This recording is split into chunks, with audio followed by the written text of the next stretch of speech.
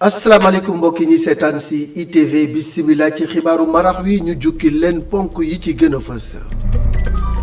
dañu koy dooree ak conseil économique social et environnemental Idrissa Seck daloo na ko moom nag ci discours am xamle na ni liggéeyam dina ci gën a taxaw ci wàllu lii di mbëkk mi di immigration clandestine naka noonu yi tamit lu jëm ci ñàkkum xëy mi ak lu jëm ci wàllu alam gi moom nag dëggal na ànd gu mu ànd ak lëngoo bu mu lëngoo ak président Macky Sall ak won gannaaw gu mu won gannaaw kujje gi wax na yi tamit jëmale ci ki mu fi wuutu di Mimi Touré xamle na ni kat moom nekkul di càmbar ay mbiram waaye nag li nga xam ne moo di audit dafa bokk ci administration tontu Mimi Touré yi tamit di ngeen ko dégg ci biir xibaar yi. ci wàllu coronavirus ak njeexitalam loolu yi tamit dinañ ci wax waaye conseil économique social et environnemental ñoom nag am na lu wala boo COSEC am na rek lu ñu tuddee exposition virtuelle di rek jaayum njaay mu nga xam ni dañ koy jaarale ci jumtuwaayu xarala yi ñi nga xam ne nag ñoo di chargeur wala bokk ñi nekk ci wàllu mbir moomu dinañu mën di jaay seenu marchandise te du ñu bouger mètre du ñu jóge seeni bureau loolu nag lu am solo la ci doxalinu COSEC. fële ca Mbuur benn ndaw lu am fukki at ak ñeent demoon ci mbëkk mi Barsamba Barsàq ja yàlla dogal mujjul yegg waaye tamit mujj ca ñàkk bakkanam mu dellu siwaat moom nag ginnaaw bi mu dellusee mi ngi ñaax xale yi ngir ñu bañ a rek jël yoon woowu ndaxte la ca nekk metti na lool mi ngi xam le ni nag moom mi ngi ñaax ndaw ñi ngir ñu toog ci réew mi ndax fii mënees na fee liggéey ba tekki fi.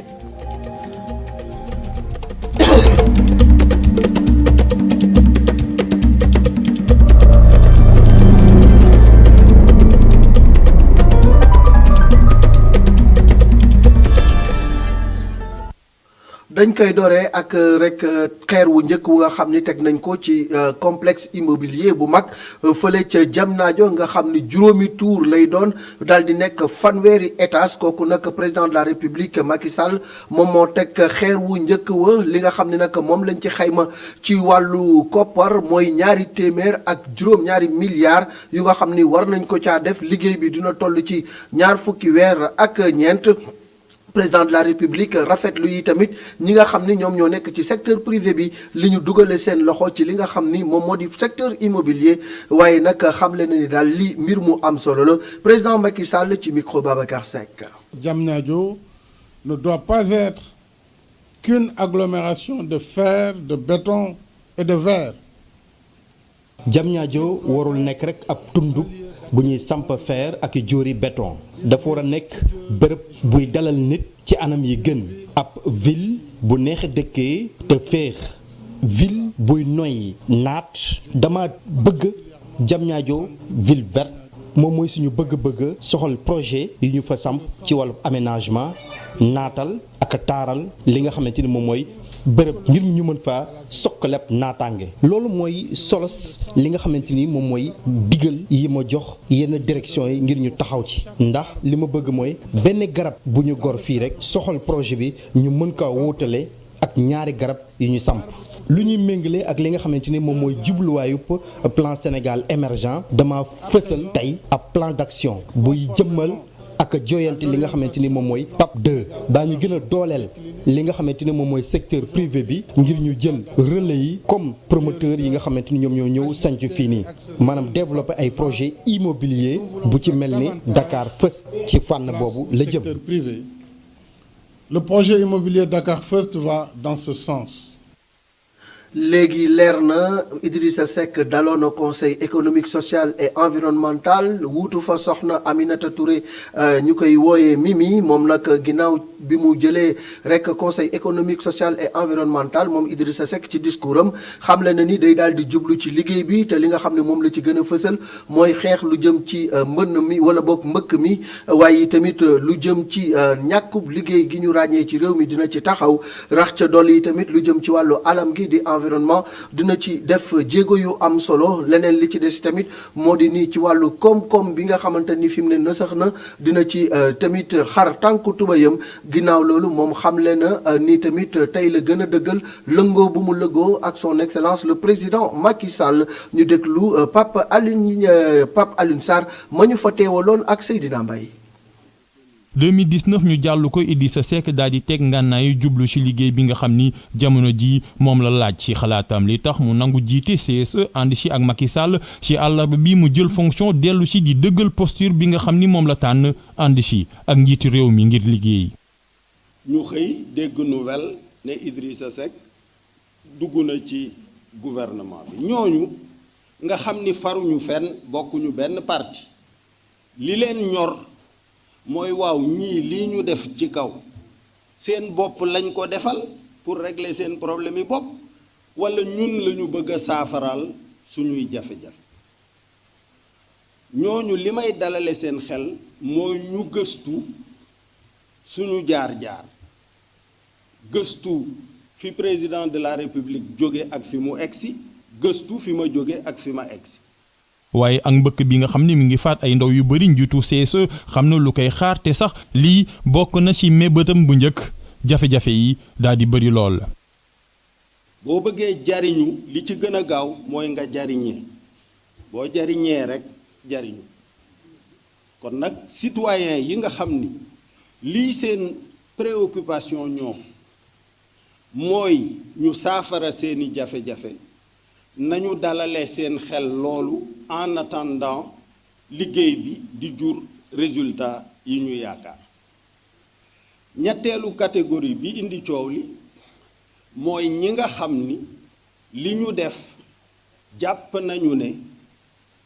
dëppoowul ak seen njariñ walla seen projet ya ñu amoon li ñu def faagaagal na ko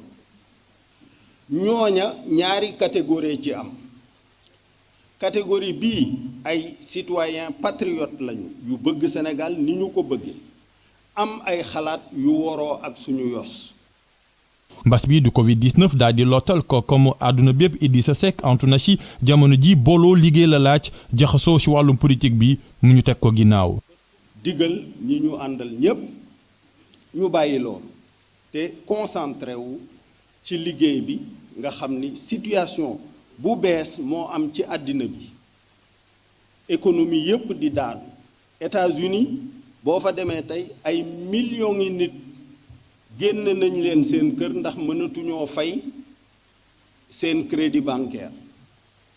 ñu ngi nekk ci chômage te ñoom ñooy première puissance économique mondiale bi mbir mi xewee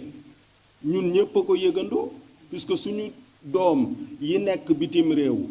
pour daan seen doole dimbali seeni waajur fii ñoo njëkk a yëg coono bi transfert yañ daan def muy ñëw Sénégal dafa nërmeelu. lu ëpp ñaari ay bés ginnaaw bu ñu ko fale Idrissa Seck daal di tàmbali liggéey bi ànd ci ak yi ñooñam moom mi yaakaar tamit ci askan bi ak ci nguur gi moom dina bokk ci ñu koy xelal.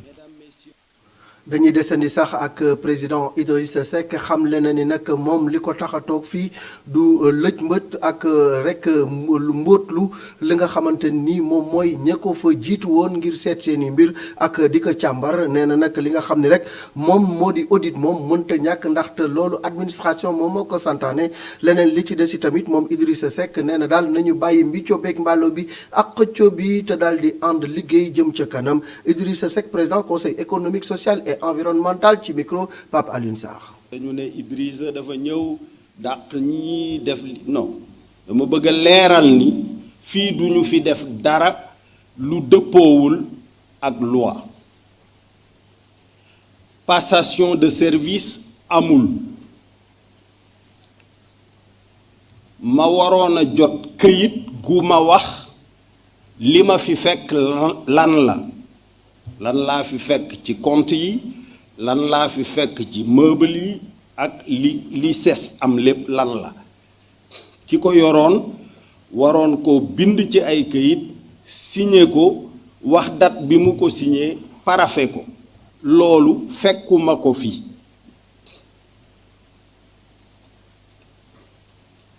bi ma ko fi fekkul itam wax naa ko ki ma ko war a wax mu ni ma defal sa situation de référence ci loolu laa santaane fa la yem mais fuyewuma gestion ma sàmb taluma loolu li ma tal mooy ëmb ba ma jëlee ci waxtaan wi ma jéem a seet nu ma koy lijjante mais daal lu dul ma dem ci bibliothèque bi ci archive yi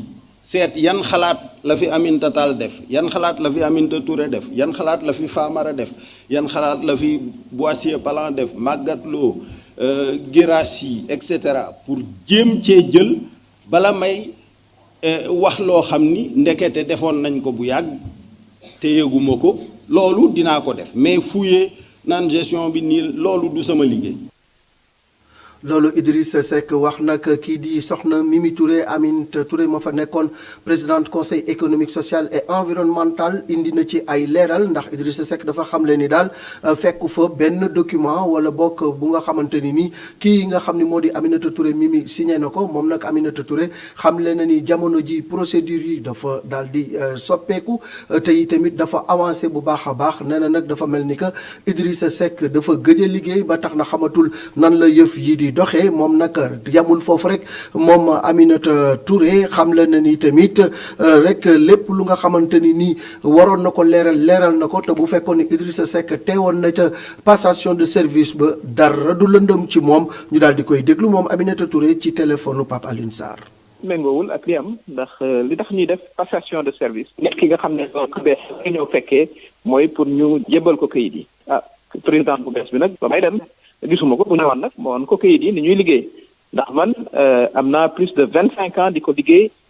ci Nations Unies liggéey ko comme ministre de la justice premier ministre ak foofu nga xam ne maa nga fa woon kon xam naa ni ñuy liggéeyee xam naa ne booy jógee ci béréb war ngaa def situation ba mu leer nga bàyyi ko fa waaye moom ñëwut bu ñëwoon ma expliqué ko waaye nag sax li tax yëf yi gën a compliqué mooy ñi nga xam ne ñoo ko doon liggéey muy directeur administratif beeg financier bi wala ressources humaines dañ leen bind bataaxal ne leen toog leen seen kër bu leen sax tegati tànk ci conseil bi kon nag bu yegsee moom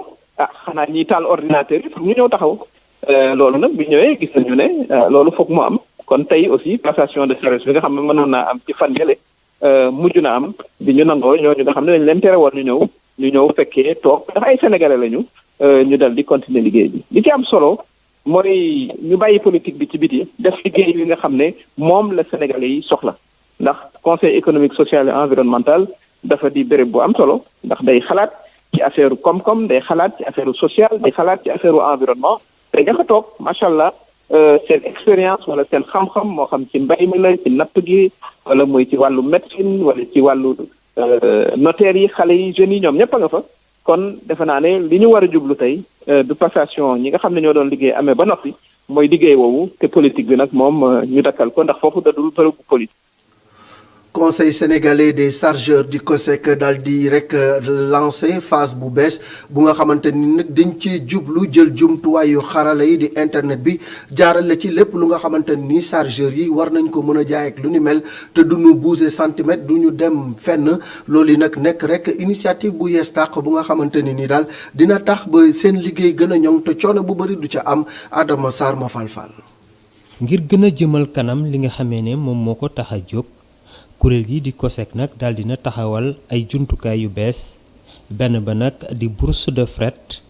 maanaam daal fexe bëpp camion boo xamee ne day gën a ndakaaru di yeb marchandise bu ñibbisi waat ndakaaru mën a yebat marchandise. bourse de fret boobu nag ci chambre de commerce yi lañ fas yéene appuyé wu ndax jot nañ leen équipé bu yàgg jox nañ leen matériel bi ak logiciel bi ak formation bi pour que suba camion buy dem ci benn région booy yóbbu marchandise. information bi di nga ko mën a jox waa région ba pour que booy dellu si ñu mën a def réservation pour nga mën a bañ a dellu si neen nga dellu si ak marchandise booy chargé ndax Sénégal problème bi mooy camion yi dañuy génne ndakaaru fees bu ñuy dellu si daw xottu neen ñëw noonu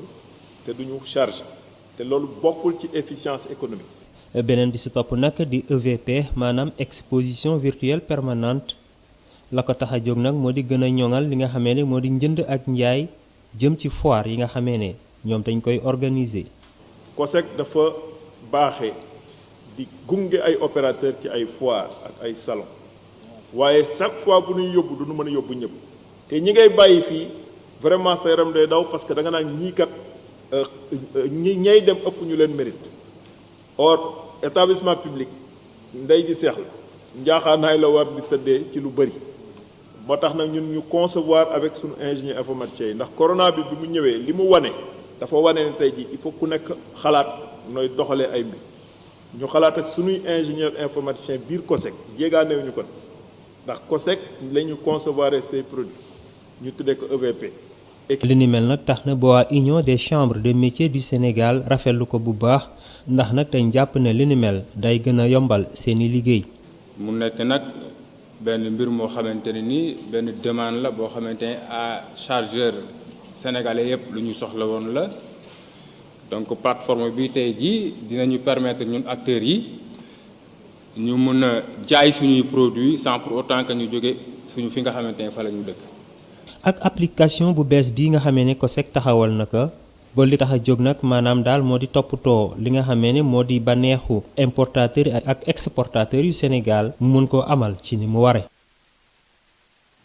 ñu àddu jëmale ci mbëkk mi daal di dem fële ca Mbuur fekk fa benn ndaw bu am fukki at ak ñeent bu ni woon nag moom day dem Barça mbaa Barsaq waaye mujjul yegg Barça waaye tamit mujjul ñibbi Barsaq yàlla dogal na mu ñibbisiwaat bi mu ñibbisee nag fi mu toll nii nee na mi ngi ñaax ndaw ñi ñu bañ a jël yoonu géej gi ndax mitti na lool la mu ca daj dellusiwaat na ci la ko taxoon a dem tamit dellusiwaat na ci Muntaga Kane daje na ak moom reportage.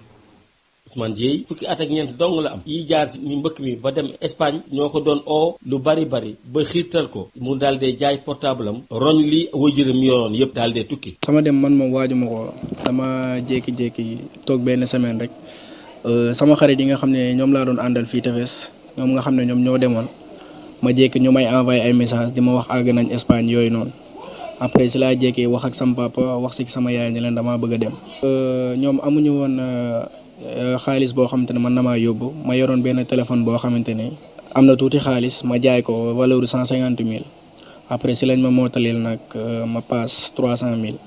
yéeg dugg ci gaal yi nag dem. waaye moom jotuñu ak ndax def nañu juróom-ñeenti fan ci géej gi di waraalu ay marins marocains ñoo leen sauvé dañoo mujjee def sax grève de la faim. bañ defoon fa benn grève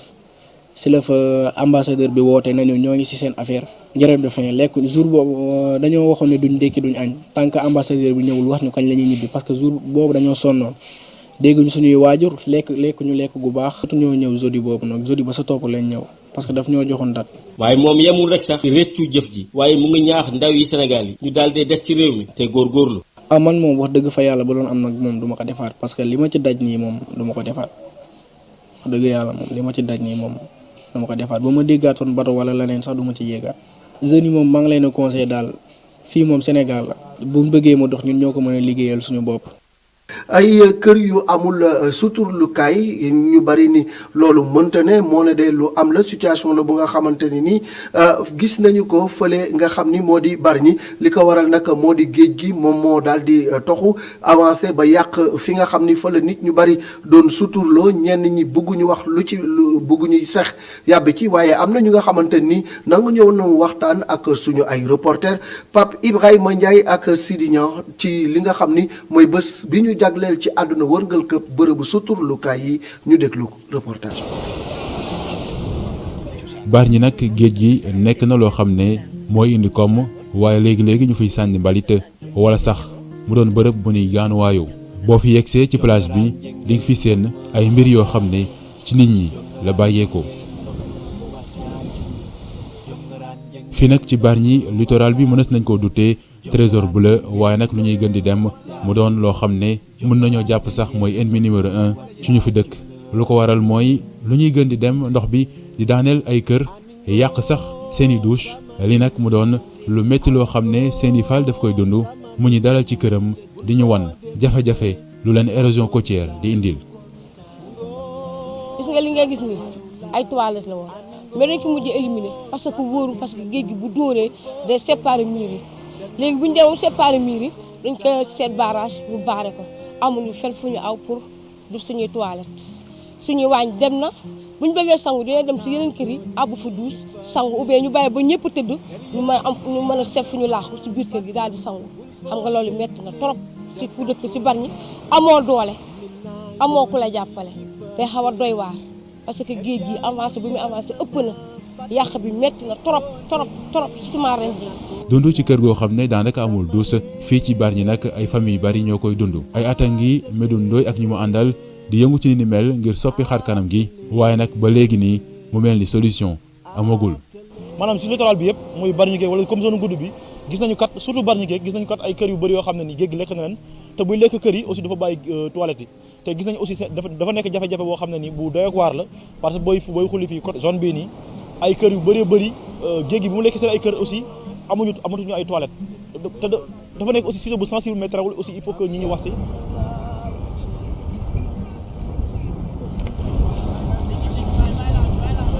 ci dëkk bi nag jigéen yi nga xam ne dañuy yëngu ci wàllum jën di ko soppi ñoom daanaka géej gi lu muy gën a avancé ñoom la gën a sonal ñu bari ci ñoom sax dem nañ ba ñàkk seen douche ci seeni kër ndax géej gi ngir wàññi métit bi nga xam ne ñu ngi koy yëg ci wàllu woowee booloo rek moo fi sës. ñun suñu kër nekk exception parce que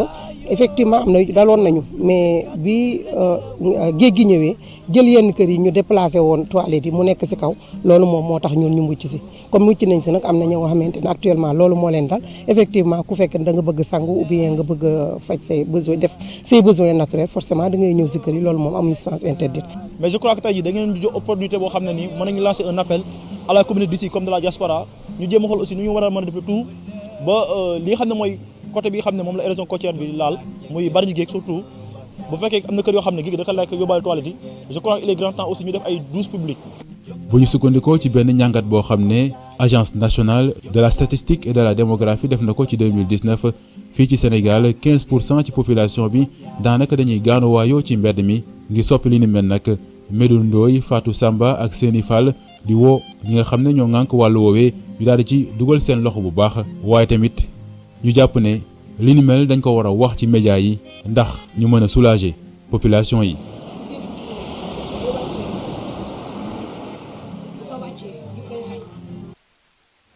jërëjëf Pape Ibrahima Ndiaye ci reportage bu am solo boobu dañuy desandi sax ci bés bi nga xam ni moom la ñu jagleel mbirum toilette maanaam bërëbu suturlukaay ci àdduna wërngal këpp tax na ba ñu defar taxaw seetlu ci mbirum assainissement ak tolluwaayam ci kaw gi li nga xam ne moom lañ ca ràññee moo di ni daal programme ba ñu taxawal tax na ba juróom-benn village am nañu ay édicule public maanaam fu nga xamante ni ay barab la yu ñu mën di suturloo loolu nag lañ ci jublu mooy wàññi rek ñi nga xam ni dañuy dem ginnaaw kër ci àll bi te loolu yi tamit dafay indi ay njeexital yu bon ci alam gi ñu déglu ci Ababacar Mbaye directeur bu association avec Babacar Seck. bi ñu xamee assainissement ni muy doxe ci biir Sénégal ci kaw gi mën nañu wax ni ñu ngi ci taux bu ñuy wax 42% fanweer ak ñaar %, donc la ñu am comme taux d'accès su ñu demee ci teer bi ñoo ngi ci 71%, mais li gën a doy waar mooy surtout ci kaw gi li ñuy wax dem jëfandikoo ci àll bi nekk na loo xam ni lu xaw a doy waar la parce que conséquences yi xam nañ ko maladie yi muy joxe ak destruction environnement bi tax na ba dëgg-dëgg de ñu war cee gën a dox ay jéego. depuis de 2000 bi ñu commencé projet bi nga xam ni ñu remercier sunu partenaire bu ñuy wax UNICEF ak USAID ak yeneen partenaires mën nañu wax ni am nañu lu mat juróom benn junni 6000 villages yoo xam ni atteindre nañu fin de défécation à l'air libre donc ci côté boobu nekk loo xam ni jéego yu am solo la mais dañu war a continuer toujours ci même lancée bi pour vraiment ñi nga xam ni ñooy villages yi nga xam ni toujours dem àll ba vraiment ñu ngi koy def toujours vraiment ñu mën ko bàyyi ñu bañ ko éradiquer donc d'ici 2030 am nañ yaakaar mën nañ éradiquer loolu complètement ci wàllu caada saalu cinéma yi dinañu dellusiwaat ci ndakaaru am na financement bu toll ci juróom-ñetti milliards ci suñuy koppar ñu jagleel ko lii di cinéma Pathé loolu nag dinañu am juróom-ñaari saal yu nga xamante ni téeméer ak ñaar fukk ak juróom-benni fauteuil wala bokk ñetti téeméer ak juróom-ñeent fukk ak juróom-benni fauteuil dinañ ca nekk loolu nag dina tax ba ñi nga xam ne dañoo bëgg cinéma ak seetaan film ñu jagleel leen ay film yu mucc ayib film yu nga xamante ni yu yees tàq la Abdoulaye Diop maire de Dakar ak Saham Wardini ña nga fa woon Hawa Thiaw ak Cheikh Diop tamit ñoo ñu fa teewaloon. notre projet. juróom benn at a ngi ñu bëgg samp ab projet boo xam ne day yëngu ci wàllu cinéma fii ci Sénégal rawatina ci Ndakaaru ginnaaw bu ñu woylee sunu njàng ba noppi xool nañu bu baax waaye am nañu yaakaar ni Sénégal wala Dakar yittewoo na loolu ginnaaw buñ ci waxtaanee ak jëwriñ gu ñu dénk lépp lu jëm ci wàllub caada ak cosaan ak ñenn ci sénégalais yi nga xam ne am nañu yaakaar ni bëgg nañu cinéma tàmbaliwaat fii ci Sénégal ak yéen ci Dakar waaye loolee tax projet bi ñu bëgg ko samp fii ci Ndakaaru sunu bëgg-bëgg nag mooy samp lu toll ci juróom-ñaari salle yoo xam ne 1400 places moo ci nekk bu ko defee ñëpp ñi bëgg cinéma di ko dund mën ci gis seen bopp. 400 fauteuils. liggéey bi ñu door ci wàllum tabaxum boobu le cinéma ministre de la culture di ko rafetlu bu baax a baax. lu ma wax léegi ci mbirum cinéma dama ne depuis président Macky Sall ñoo fi xam ngeen ne ñu ngi appuyer bu baax le monde de cinéma suñu résultat yëpp suñu amee concours yu ñuy am à l'international ci cinéma wane na ko mooy FOPICA bu koy accompagner tey ñu gis ne xatte nañu ñëw fii def l'une des plus grandes salles mooy salle bu gën a rëy si Afrique si mbiru cinéma loolu jox Sénégal gëddëm la si biir culture si biir cinéma. ginnaaw maire bu Dakar cinéma Pathé Dakar bi daal dina ñëw bu baax a baax ci projet yi nga xam ne waa mairie bu ville de Dakar daal di woon nañ koy teg ngir amal ay cinéma fii ci Dakar. li ma fi gis nag dal na xel ndax dafa dugg ci programme ville de Dakar programme artistique bi ñu amoon ñu am 5 pôles yoo xam ne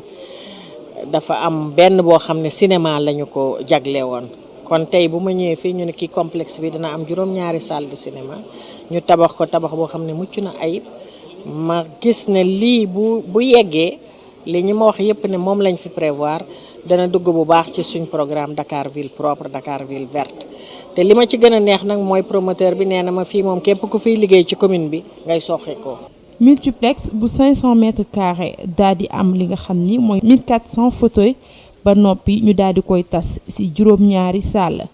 cinéma Pathé Dakar dina ubbi ay buntam ci weeru mai jàpp fukki fan ak juróom ci atum 2021 fële ca Mermoz ngir bégal ñi nga xam ni ñoom ñoo bëgg lii di cinéma.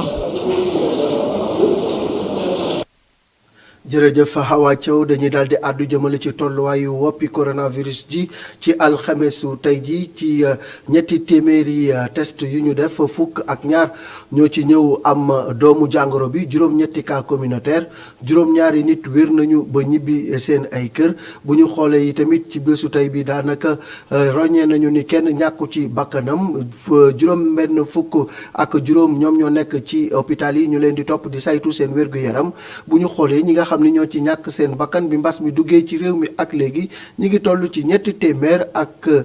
ñeent fukk ak juróom-ñeent ñoom ñoo ci ñàkk seen bakkan ñuy wax askan bi ñu gën a farlu bu ko defee jàngoro ji mën fee jóge ñi ngi leen di jaajëfal ci topp gi ngeen di topp programme ITV El Hadj Malick day delloo lenga yi El Hadj Malick ñuy jaajëfal soxna Ramatoulaye Ousseynou Ndiaye ak Modou Diouf doomu xiinin ak El Hadj Malick ci coordination bi jaa ngeen jëf ba suba ci yeneen xibaaru marax